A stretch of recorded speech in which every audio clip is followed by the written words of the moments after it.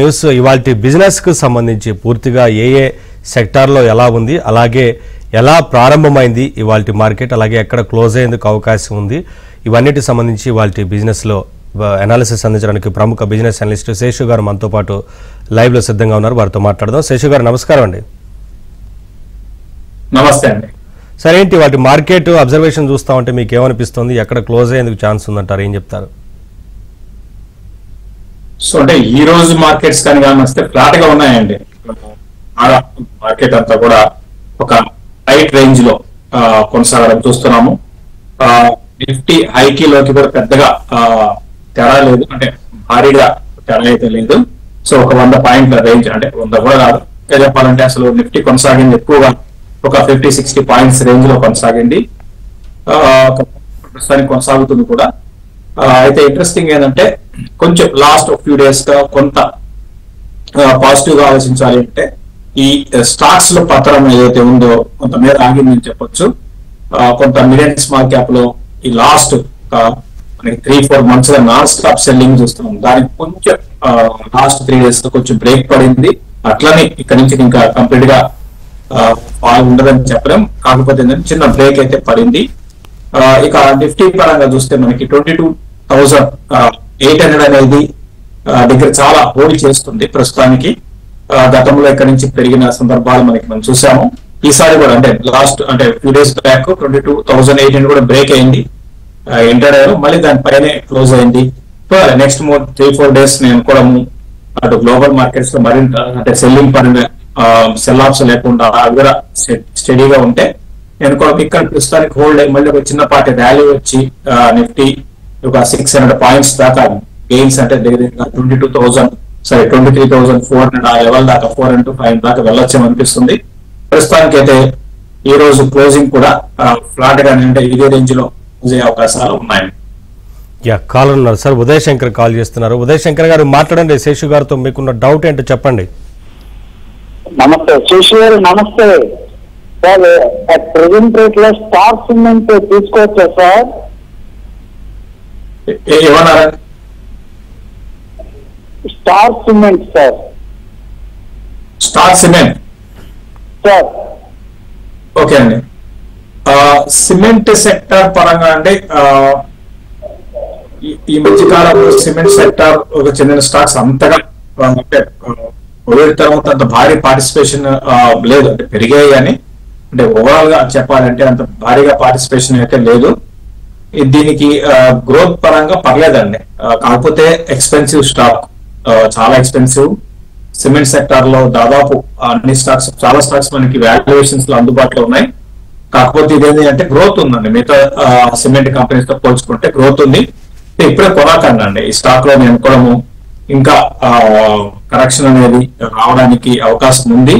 ఇప్పుడే కొనాకండి. 200 బిలో ఇది రావచ్చు, స్లోగా యాడ్ చేసుకోండి. ఓవరాల్ గా సిమెంట్ సెక్టర్ ఇమీడియట్ గా అయితే పెరిగే అవకాశాలు లేదు, కానీ లాంగ్ టర్మ్ ఉద్దేశం ఉంటే ఒక 3-4 years ఉంటే సిమెంట్ సెక్టర్ మీద పాజిటివ్ గా అయితే ఇమీడియట్ గా అయితే భారీ అయితే రాకపోవచ్చు. నెక్స్ట్ కాలర్ శ్రీనివాసరావు చేస్తున్నారు చిలకలూరుపేట నుంచి. శ్రీనివాసరావు గారు మాట్లాడండి. శేషు గారితో మీకున్న డౌట్ ఏంటో చెప్పండి. Good afternoon sir. శేషు గారు అండి. సార్ మేము మీ అనాలిసిస్ మీ ఛానల్స్ లో మేము ఫాలో అవుతా ఉంటామండి.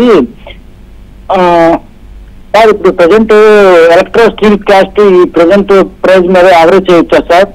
160 మీద ఉన్నాయి సార్ మా 1000 shares. ప్రజెంట్ 100 మీద యావరేజ్ చేయొచ్చా? ఎలక్ట్రో స్టీల్ కాస్టింగ్ దగ్గరగా రీసెంట్ హై నుంచి ఒక 50% స్టాక్ లో కరెక్షన్ వచ్చింది. మీరు యావరేజ్ చేయడం అనేది అంటే నేనేదంటే వేరే స్టాక్ వెళ్ళొచ్చు కదా, దీంతోనే ఉండే అవకాశం అంటే ఉండడం కన్నా వేరే స్టాక్ లో వెళ్ళడం బెటర్. ఎందుకంటే ఇప్పుడు మీరు చూస్తే దీంట్లో ఎలక్ట్రో స్టీల్ కాస్టింగ్ అని చూస్తే లాస్ట్ 2 quarters మీరు అబ్జర్వ్ చేయండి.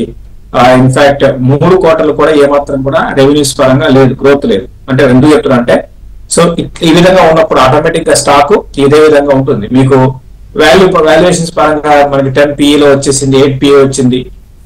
కాబట్టి ఏంటంటే వాల్యుయేషన్స్ బాగున్నాయని కొనడం కాదండి, గ్రోత్ కూడా మనం చూసుకోవాలి. గ్రోత్ అయితే దాదాపు లేదు. మళ్ళీ ఇది కొంచెం ఈ కంపెనీ మళ్ళీ రెవెన్యూస్ పెరగాలి అంటే మాత్రం కొంచెం టైం పట్టవచ్చు. మీరు చేసుకోండి, మీరు ఎవరైతే చేసుకోండి. నేను నా ఉద్దేశం ఏంటంటే వీటికన్నా ఇప్పుడు ఆపర్చునిటీస్ చాలా స్టాక్స్ రెడీగా పెరగడానికి కొన్ని స్టాక్స్ ఉన్నాయి రీసెంట్ గా కరెక్షన్ తర్వాత. వాటిలో వెళ్తే ఏంటి అంటే మీకు కొంచెం డైవర్సిఫైడ్ అయినట్టు ఉంటుంది. ఒకవేళ రేపు కొన్ని రోజులు ఇది ఇక్కడే ఉన్నప్పుడు అది ఆ స్టాక్ పెరుగుతుంది. సో దట్ దానివల్ల ఏంటంటే మీకు బ్యాలెన్స్ గా ఉంటుంది అనమాట.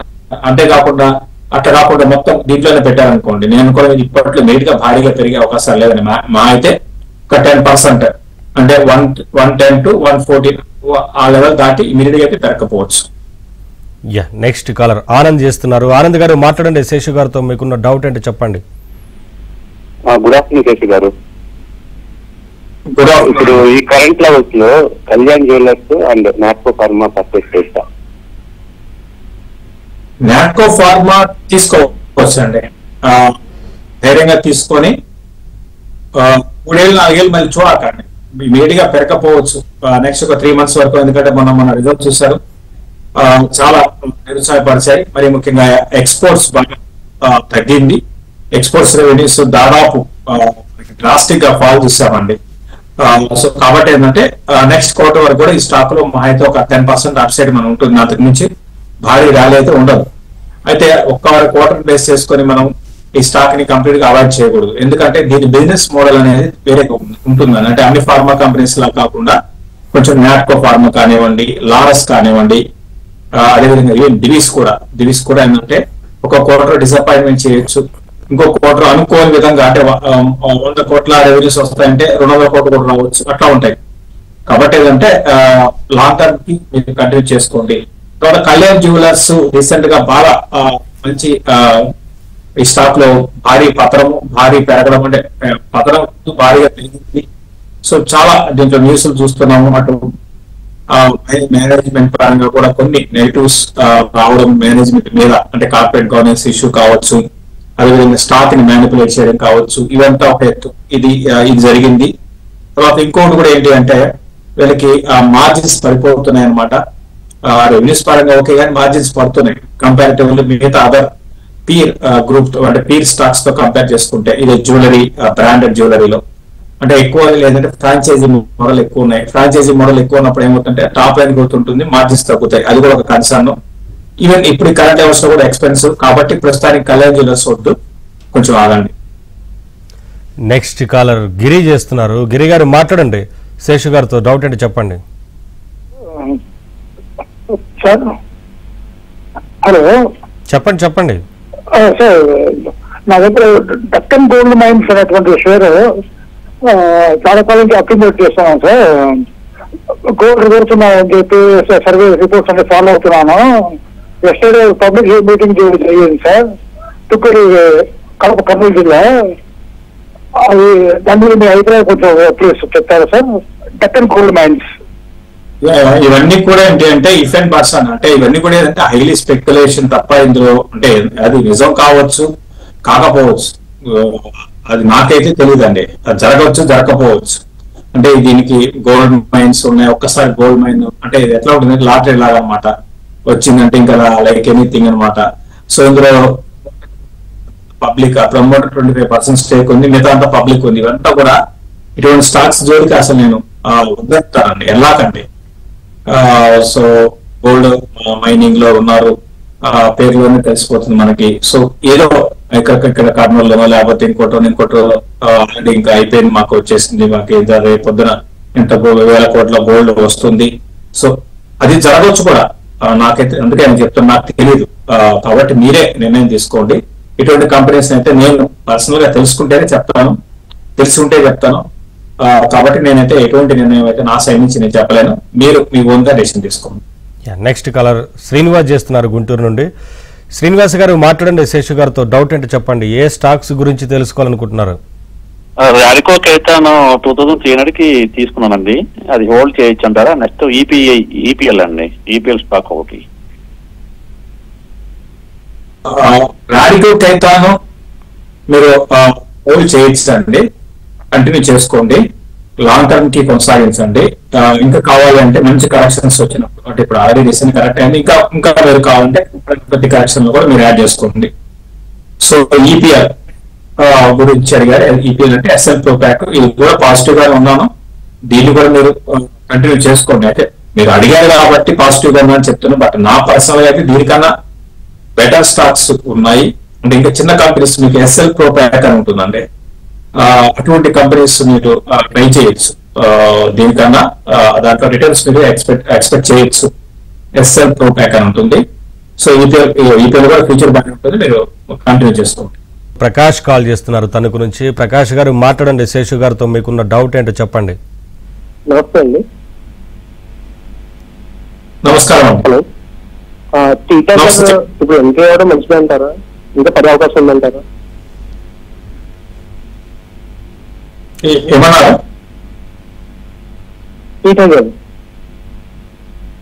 ఓకే, టిటాగర్ రైల్ సిస్టమ్ ఇది కూడా మోర్ దెన్ 50% పడిపోయింది. సో ఎంటర్ కావాలని అడిగారు. ఇంకా కొంచెం అంటే మీరు నెంబర్స్ అంటే రిజల్ట్ చూసుంటారు, రిజల్ట్ అంత గొప్పగా రాలేదు.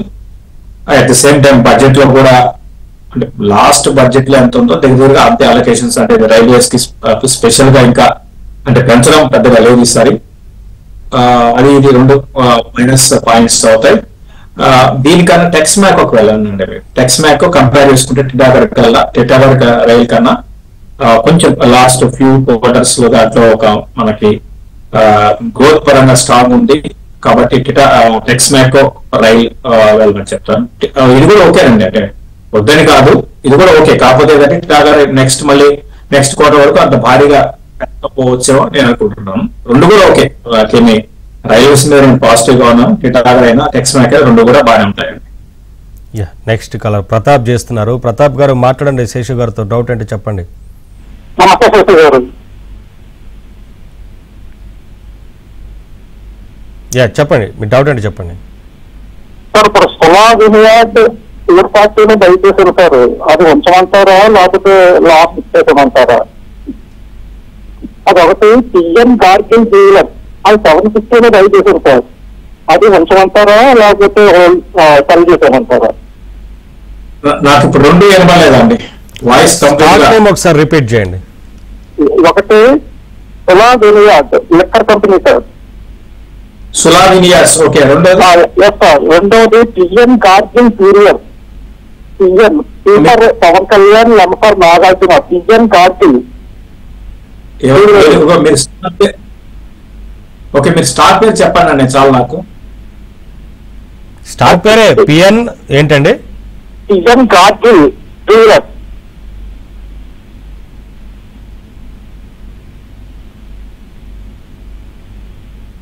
ఒకటి సోలా, అది ఒకటి అడిగారు.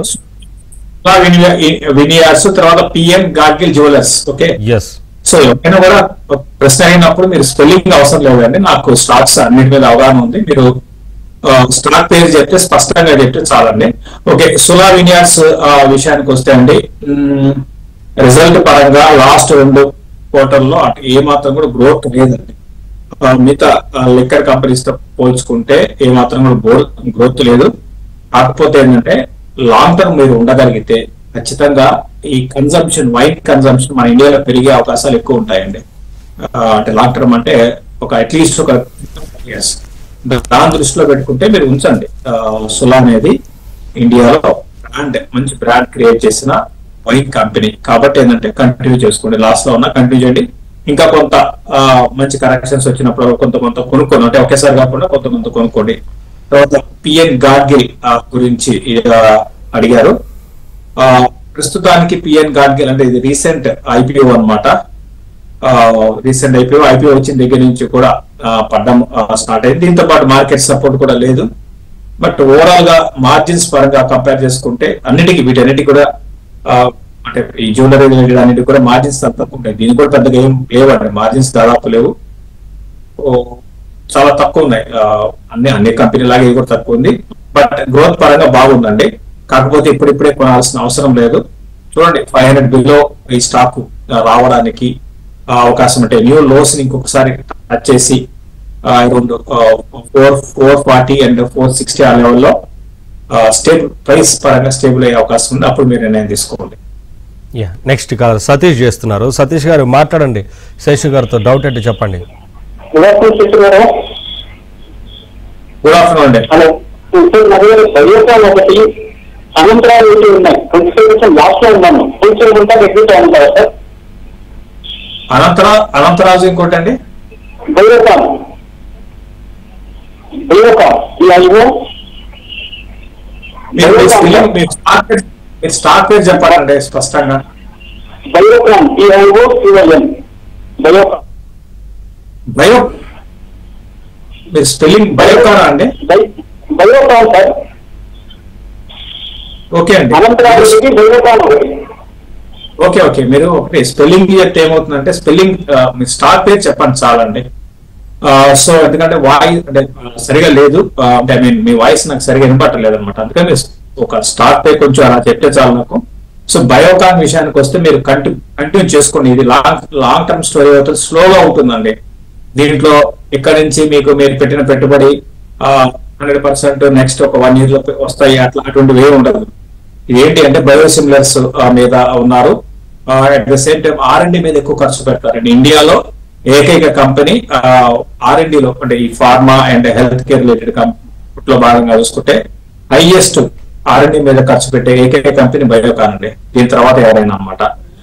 కాకపోతే ఏంటంటే ఇది ఇమీడియట్ గా అందుకు నేను చెప్పినట్టుగా ఇమీడియట్ గా భారీగా పెరిగే అవకాశాలు లేదు. లాంగ్ టర్మ్ కి మీరు కంటిన్యూ చేసుకోండి. ఇక అనంతరాజులో మీరు ఎగ్జిట్ తీసుకోనండి. అనంతరాజు విషయానికి వస్తే ఇది ఏంటంటే కార్పొరేట్ గవర్నెన్స్ ఇష్యూస్, తర్వాత ఇంతకుముందు మీకు తెలిసిందే రిలయన్స్ రిలేటెడ్ మనకి ముంబై ఏదైతే ఉందో ల్యాండ్ దాన్ని రిలయన్స్ వాళ్ళు తీసుకున్నారు. ఇది చాలా ఉన్నాయండి దీని గురించి చెప్పాలి అంటే.